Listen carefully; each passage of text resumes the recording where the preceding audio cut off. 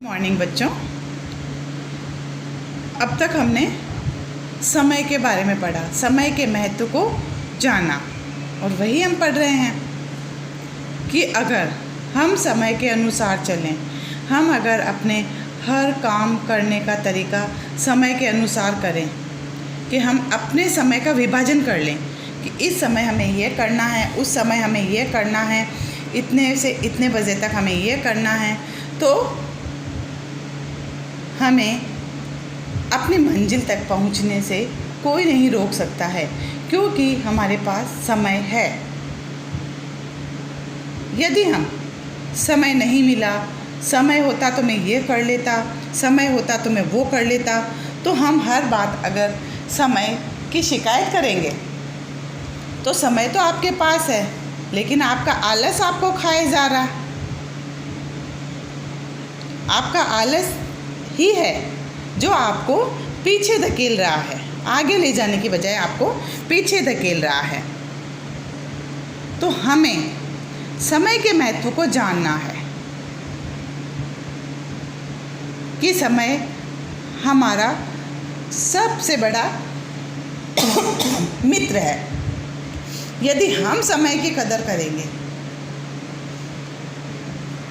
यदि हम प्रॉपर समय लेकर चलेंगे, तो हमारी मंजिल हमारे बहुत ही नज़दीक मिलेगी।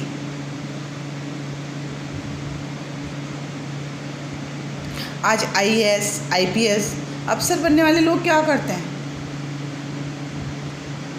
कि समय विभाजन करके अपनी तैयारी करते हैं। वो रात भर पढ़ते हैं। उनका एक समय होता है कि इतने बजे से इतने बजे तक हम कोचिंग जाते हैं, इतनी बजे से इतनी बजे तक हमें रेस्ट करना है, या फिर इतनी बजे हमें ये विषय पढ़ना है, इतनी बजे से इतनी बजे तक ये विषय पढ़ना है। तो वो इस तरह से अपना टाइम टेबल बना लेते हैं और उसी के अनुसार वो अपनी तैयारी में लगे रहते हैं। समय विभाजन के अनुसार काम करने पर हम देखेंगे कि हमारे जीवन की व्यस्तता के बीच भी कितनी निश्चिंतता आ जाती है। समय विभाजन, जब आपने अपना टाइम टेबल बना लिया, समय की एक सारणी बना ली, तो आप उसके अनुसार, समय विभाजन के अनुसार काम करने पर आप क्या महसूस करोगे कि आपने अपना काम कर लिया, उसके बावजूद भी आपके पास समय है। मतलब कि इतनी व्यस्तता होने के बाद भी कि मेरी टाइम टेबल में मैं कहीं फ्री नहीं हूँ, फिर भी आप एक निश्चिंतता महसूस करोगे कि आप निश्चिंत हो जाओगे कि हम अब अपने समय के अनुसार चल रहे हैं। हमें एक सेटिस्फेक्शन हो जाता है कि हम जो काम कर रहे हैं वो प्रॉपर कर रहे हैं और समय से कर रहे हैं। तो आपके व्यस्तता के बीच भी आप में निश्चिंतता आ जाती है। सभी काम सुचारू रूप से निश्चित समय पर अनायास होते चलते हैं, और सभी काम सुचारू रूप से निश्चित समय पर होते चले जाएंगे। कसरत के लिए समय निकल आता है, आध्यात्मिक मनन चिंतन के लिए भी और पठन पाठन के लिए भी। अब आपके लिए समय विभाजन आपने जब कर लिया है, तो उसमें आपके लिए व्यायाम या कसरत के लिए भी आपके पास समय निकल जाएगा। आध्यात्मिक मनन चिंतन के लिए भी, कि आप खुद बैठकर अपने बारे में सोच सको, अध्यात्म की जानकारियाँ ले सको, आध्यात्मिकता की ओर बढ़ सको, उन पर मनन और चिंतन कर सको, और पढ़ने लिखने के लिए भी आपके पास पर्याप्त समय होता है। यही नहीं, अपने व्यवसाय में भी हम पहले से कहीं अधिक कुशल, कहीं अधिक सक्षम बन जाते हैं। अगर हमने समय विभाजन कर लिया है, तो हम सिर्फ कसरत, आध्यात्मिक मनन चिंतन या पठन पाठन ही नहीं, हम अपने व्यवसाय में भी पहले से, हम जहाँ पहले बिना समय के काम कर रहे थे, तो अब हम समय बना लेने के बाद हम उस काम को जो बिज़नेस हम कर रहे हैं, जो व्यवसाय हम कर रहे हैं, उसको और अधिक बढ़ा सकते हैं, उसमें और अधिक हुनर हम ला सकते हैं, अच्छे से हम उस काम को कर सकते हैं और हम उसके लिए सक्षम बन जाते हैं। सारी उतावली, सारी परेशानियां न जाने कहाँ काफुर हो जाती है। काफुर मीन्स गायब। जब आपने समय सारणी बना ली है तो जहाँ पहले आप समय को लेकर ताबड़तोड़ करते थे, परेशान रहते थे कि समय नहीं है, मैं कैसे करूं, समय नहीं है, मुझसे नहीं हो रहा है, मैं नहीं कर पा रहा हूं। लेकिन जैसे ही आपने एक टाइम टेबल बनाया, अपना समय विभाजन तैयार किया, तो आप पहले से कहीं अधिक अपने को फ्री और निश्चिंत महसूस करने लगे हैं और आपको ऐसा लगता है कि मेरी परेशानियां पता नहीं कैसे गायब हो गई है।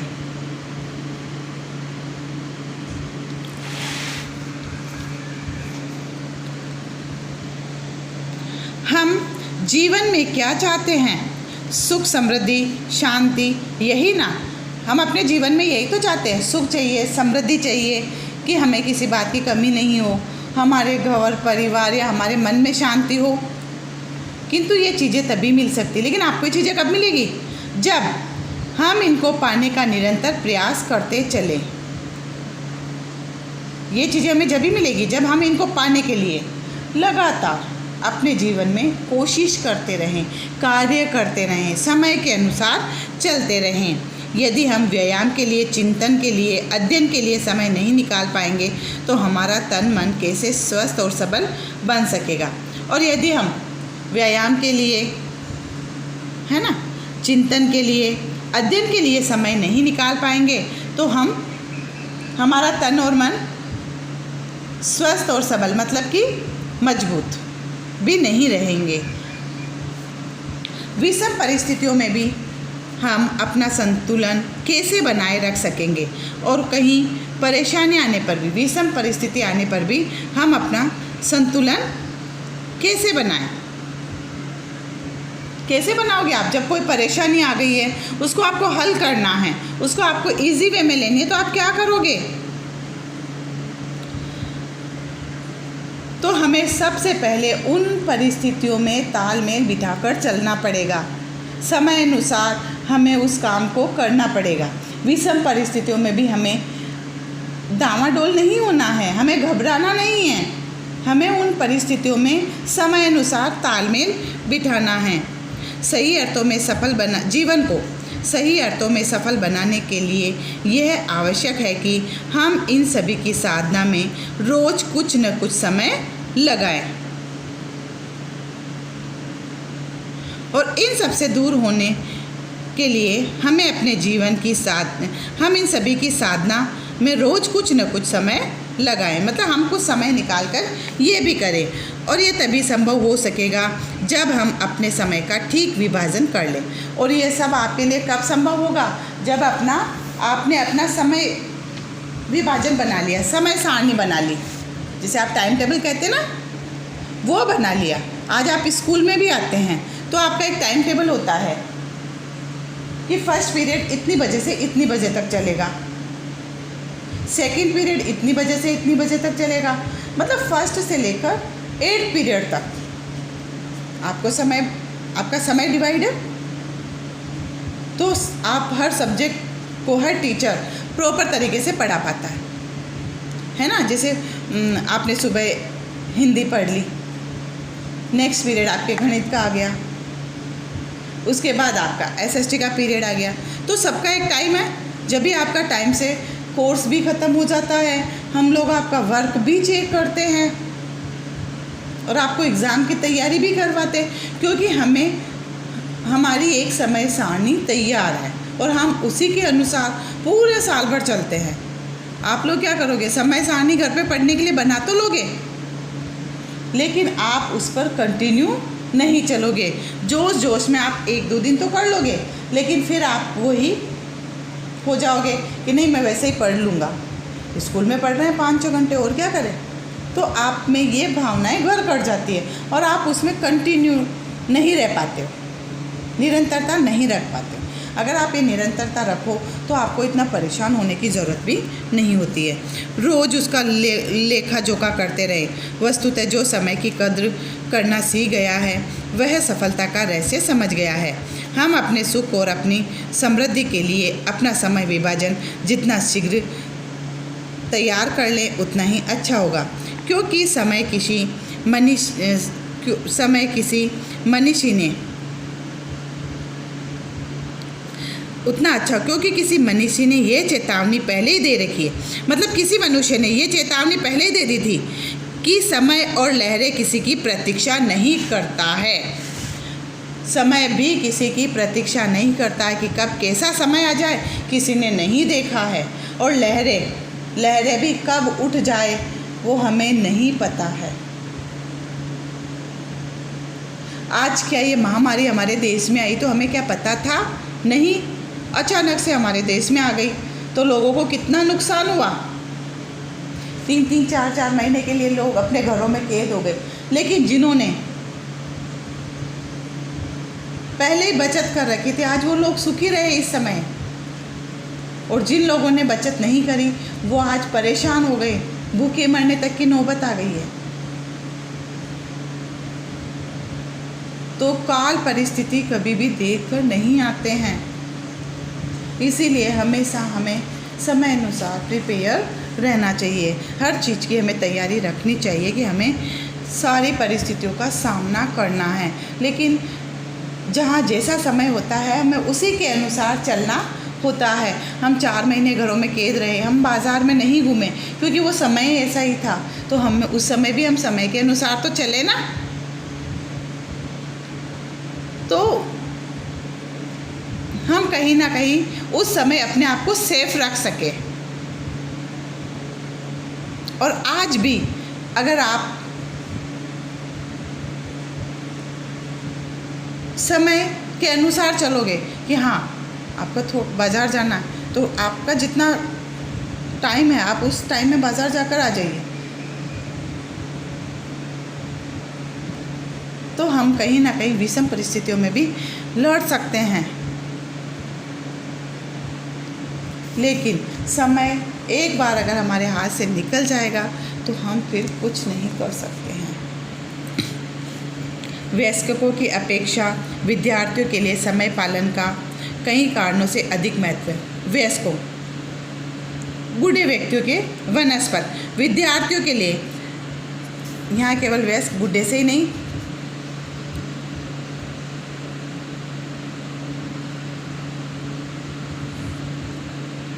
वयस्कों की अपेक्षा विद्यार्थियों के लिए समय पालन कई कारणों से अधिक महत्व है।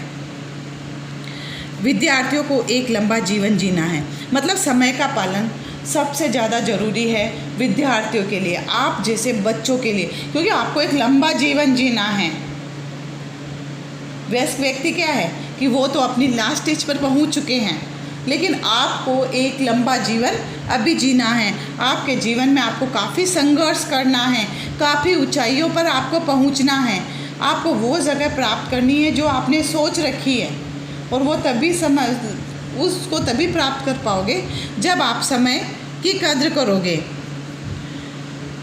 और सफलता की ऊंची मंजिलें तय करनी है। दूसरी बात यह है कि विद्यार्थी जीवन में जो आदतें पड़ जाती है वह जीवन पर्यंत बनी रहती है। विद्यार्थी जीवन में आपकी जो आदतें पड़ गई है कि हाँ हम कर लेंगे, वह काम ही तो करना है, कर लेंगे, तो आपकी यह आदतें आपके जीवन के अंत तक चलती हैं, फिर आप उसमें सुधार नहीं कर पाओगे। तो समय रहते आप अपनी आदतों को सुधार लीजिए। नहीं सुधारोगे तो आगे आपको बहुत परेशानियों का सामना करना पड़ेगा।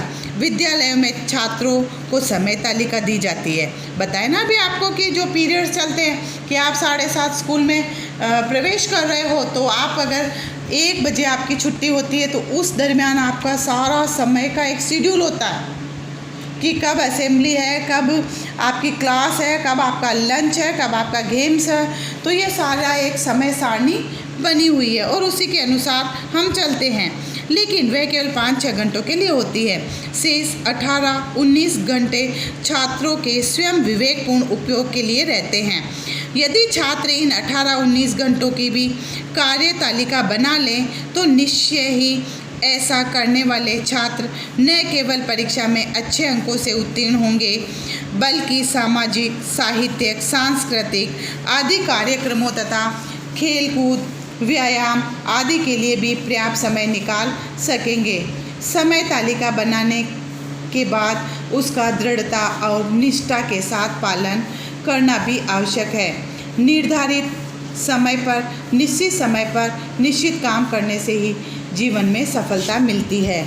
मतलब कि हमें अच्छे अंक लाने के लिए सामाजिक, साहित्यिक, सांस्कृतिक आदि कार्यक्रमों तथा खेल कूद, व्यायाम आदि के लिए भी हमें समय निकालना चाहिए कि हमने पढ़ाई का जो टाइम टेबल बनाया उसके साथ साथ हमें सामाजिक, साहित्यिक, सांस्कृतिक आदि कार्यक्रमों में भी अपना हिस्सा, मतलब उनमें भी हिस्सा लेना चाहिए। खेल कूद, व्यायाम आदि के लिए भी हमें प्रॉपर समय निकालना चाहिए। और ये सब कब होगा? जब हम टाइम टेबल बना लेंगे तो ये समय हमारे पास निकल जाएगा। समय तालिका बनाने के बाद उसका भी दृढ़ता और निष्ठा के साथ हमें पालन करना चाहिए। निर्धारित समय पर, है ना, निर्धारित समय पर, निश्चित समय पर निश्चित काम करने से ही जीवन में सफलता मिलती है। यही कहा है हमें इस पाठ के लेखक समर बहादुर सिंह ने। यही हमारा आज पाठ 3 खत्म होता है।